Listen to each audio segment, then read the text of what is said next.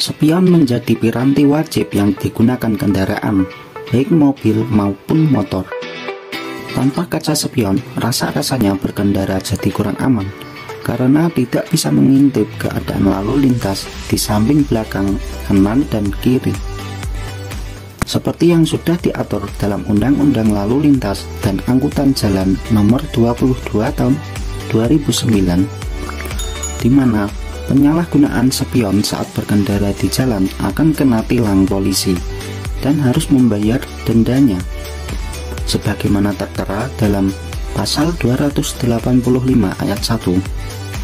Setiap pengendara sepeda motor yang tidak memenuhi persyaratan teknis dan laik jalan seperti spion, lampu utama, lampu rem, klakson, pengukur kecepatan, dan knalpot dipidana dengan pidana kurungan paling lama 1 bulan atau denda paling banyak 250.000. Ada juga untuk mengendara mobil yang sudah dijelaskan dalam pasal 285 ayat 2. Setiap pengendara mobil yang tidak memenuhi persyaratan teknis seperti spion, klakson, lampu utama, lampu mundur, lampu rem, kaca depan, bumper, penghapus kaca dipidana dengan pidana kurungan paling lama 2 bulan atau denda paling banyak 500.000. Sangat menyayangkan bukan jika kita melanggar aturan lalu lintas tersebut. Lalu bagaimana sih asal-usul penggunaan kaca spion yang sekarang menjadi sebuah piranti wajib untuk kendaraan?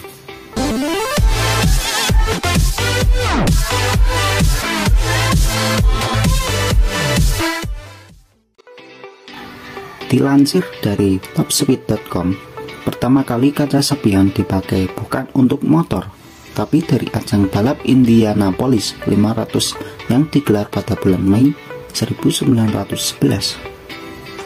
Singkat cerita, pada abad ke-20 saat dunia balap sedang berkembang, saat itu memang mobil balap tidak dilengkapi dengan kaca spion, sehingga si pembalap hanya bisa mengandalkan asisten turnamen untuk melihat ke arah belakang guna mengamati kendaraan dan melaporkannya ke pembalap atau yang menyetir kendaraan tersebut. Kala itu, salah seorang pembalap bernama Ray Harron kesulitan mencari asisten untuk turnamen di Indianapolis 500. Hingga menjelang balapan, ia tidak menemukan asisten untuk mendampinginya di balapan nanti.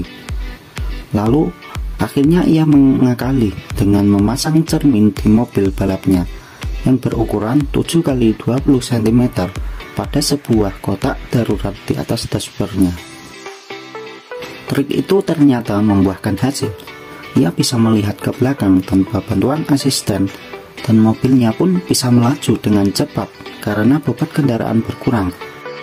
Ia pun memenangi pertandingan dengan kecepatan maksimal rata-rata hingga 257 km per jam. Tak lama setelah balapan itu, kaca spion mulai diterapkan di mobil penumpang. Sejauh yang kami tahu, Ray Harron jadi orang yang pertama kali memasang kaca spion pada sebuah mobil. Nah, kalau itu bahasa sejarah versi aslinya ya. Di Indonesia ada juga loh sejarah kaca spion versi humor yang sayang kalau dilewatkan. Mulanya pada tahun 1908, salah seorang pria bernama Purwanto dan sahabatnya bernama Yono menuju kota Solo dengan mengendarai mobil yang pada saat itu tidak ada kaca spionnya. Setiap mau menyalip atau belok, Purwanto yang mengemudikan mobil selalu bertanya ke Yono untuk memastikan keadaan di belakangnya. "Spion, spion," tanya Purwanto ke Yono. Berasal dari pertanyaan Purwanto ke Yono itulah kemudian julukan kaca spion mulai digunakan. Wah, ada-ada saja ya sob.